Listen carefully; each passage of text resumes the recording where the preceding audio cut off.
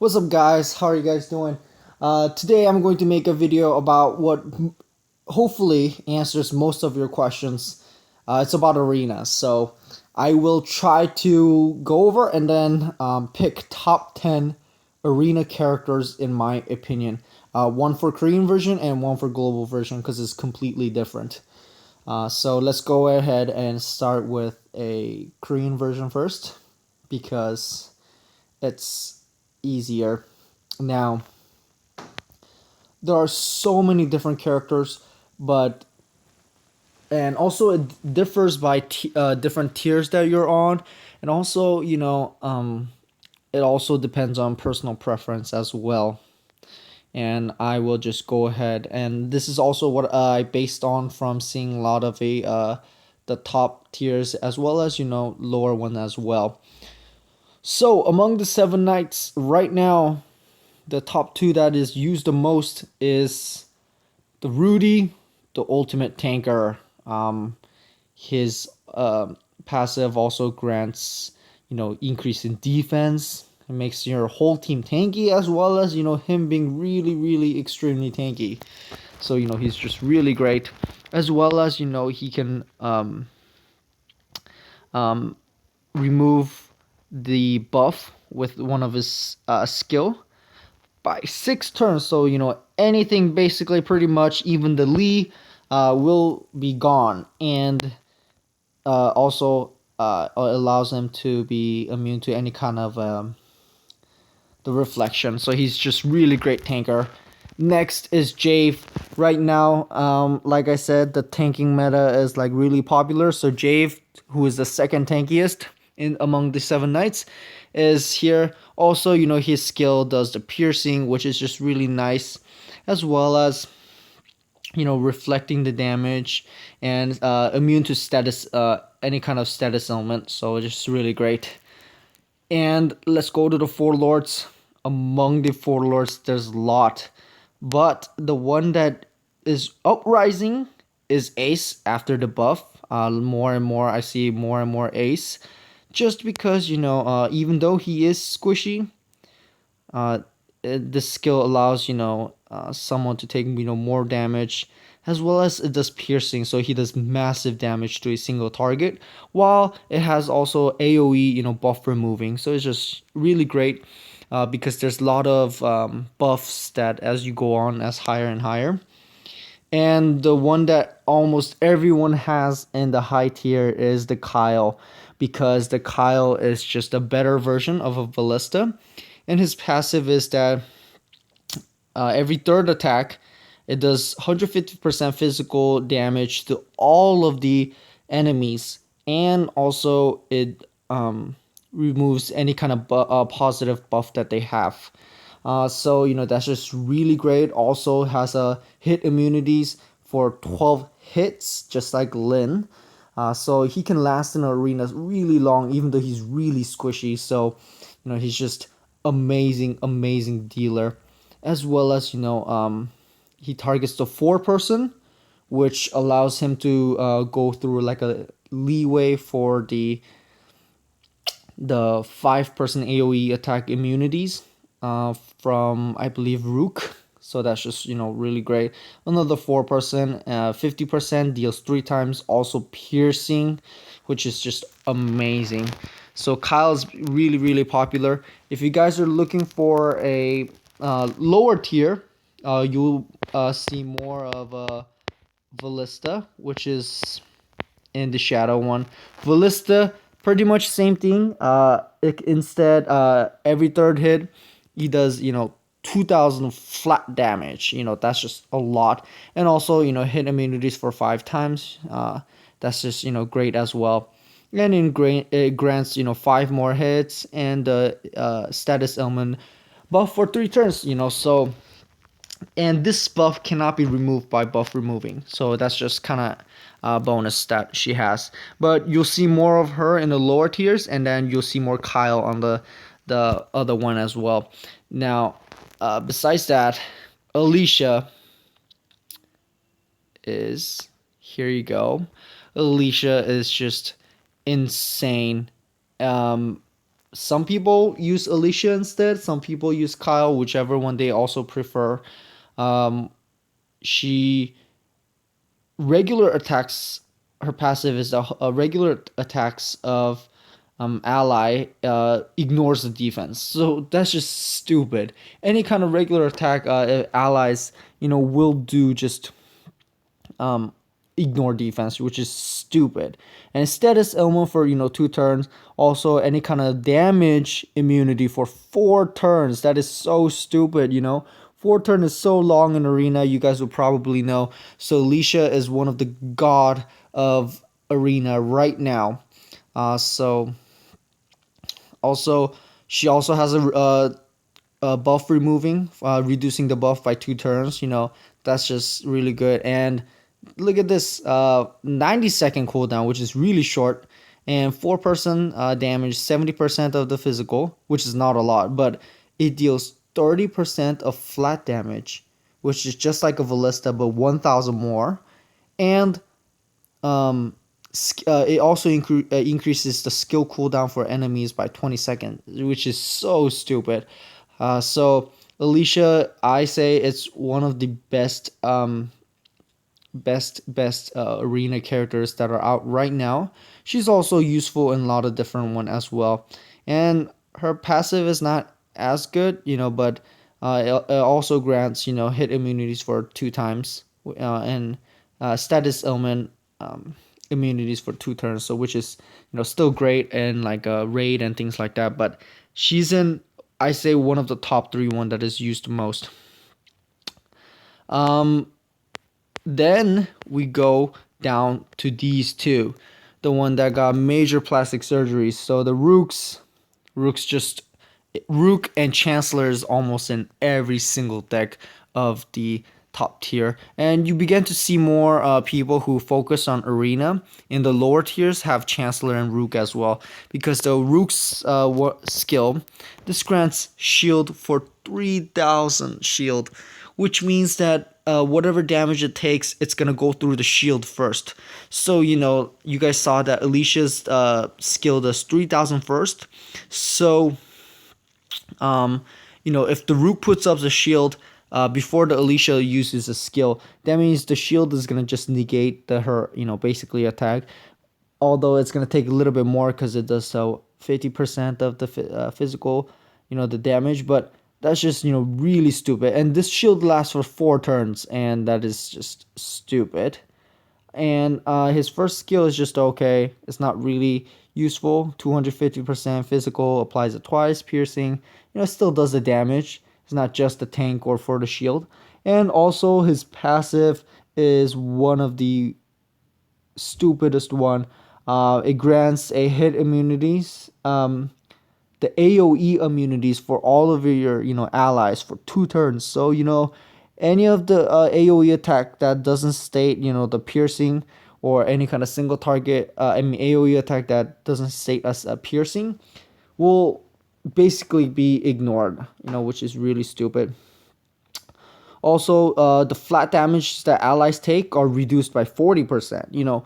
That's just targeting certain characters like Alicia and Ballista as well.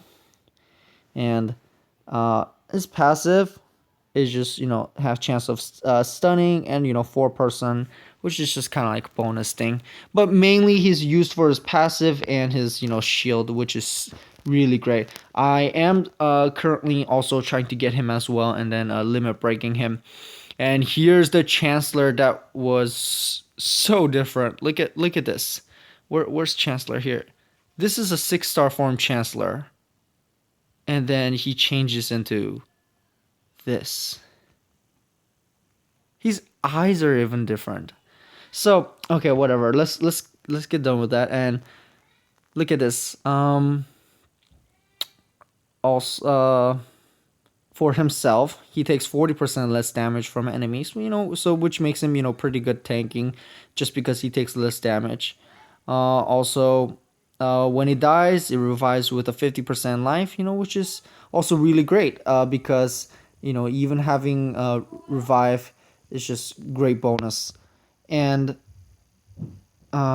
This one deals 30% of the max health as well as plus 50% of the physical damage, that physical attack that he has twice. And this is the one that is used a lot. This is AoE buff removing and also reduces enemies defense by 50%. And the cooldown is only 100. Usually the buff removing is 120, but this one is 100. And the reason why the second effect where it reduces the defense by 50% is really crucial is because most of the time they increase their defense with a Rudy. So it's really crucial for to use the Chancellor to reduce their defense.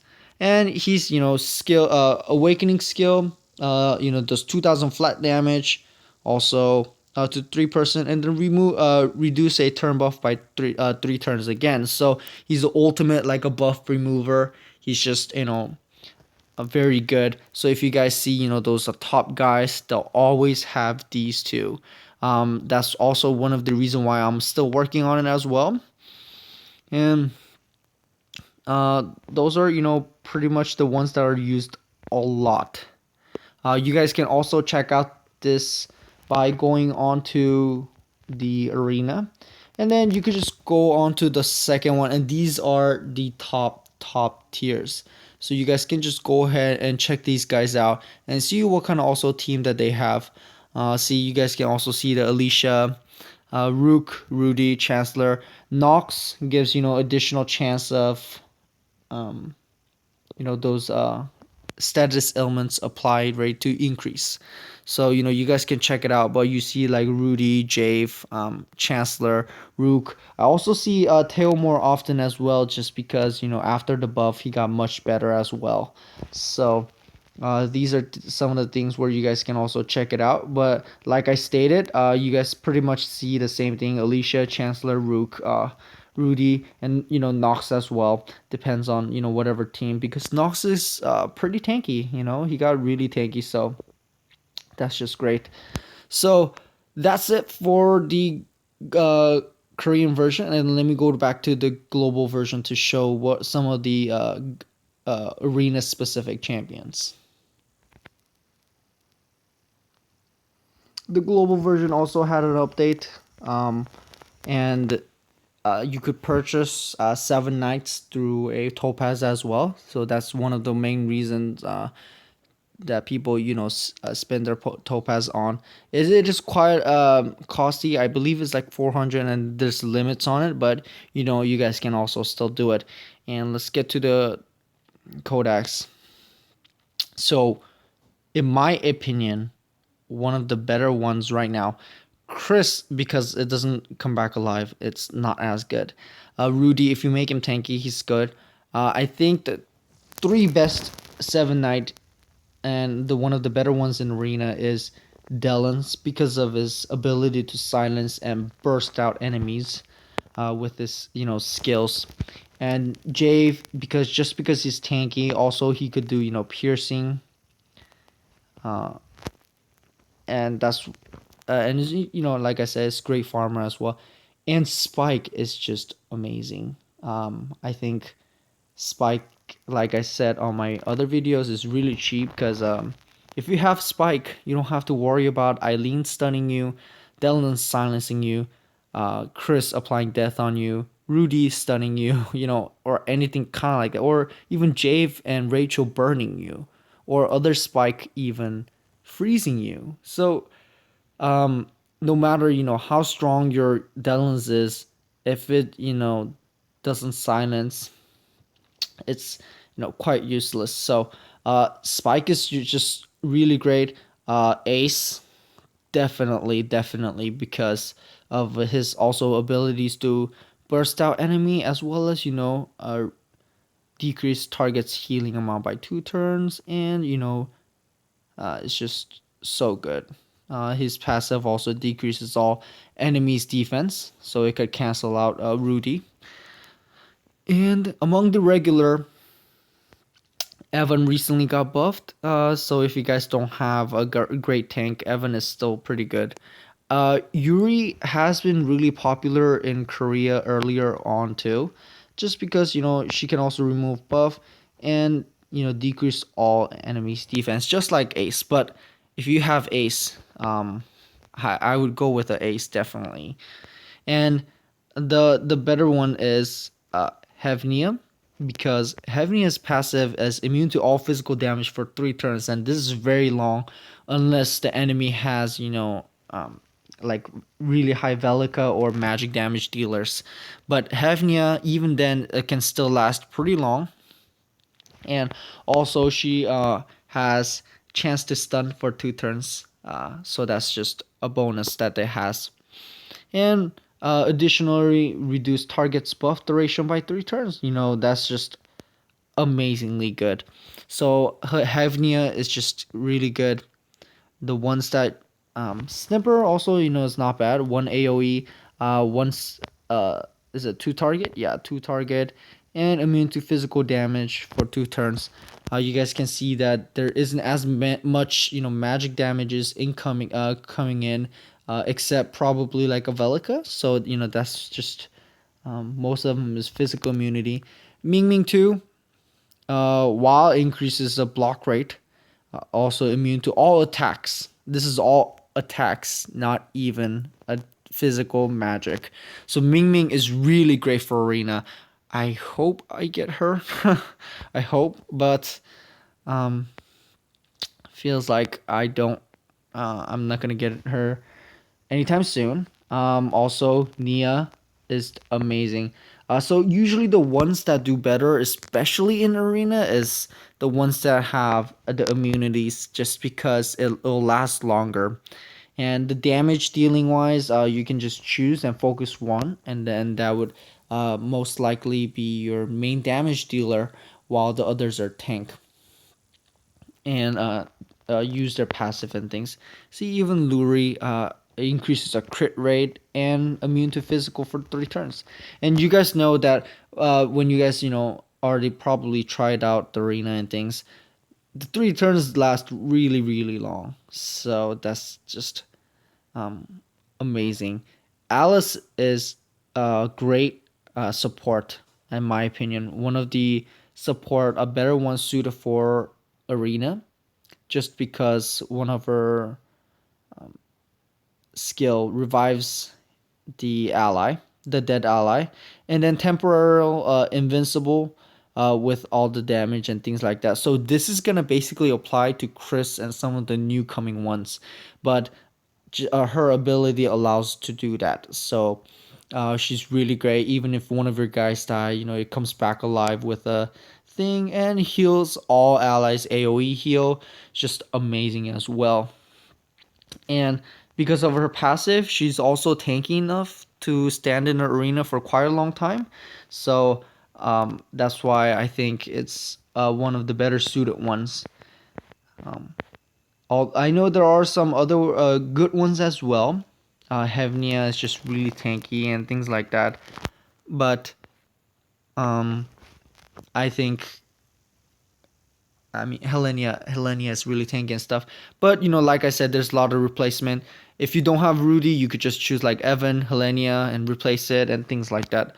Among the Aisha, so far only these are out. Jin isn't so bad because he's pretty tanky with some stun and things like that.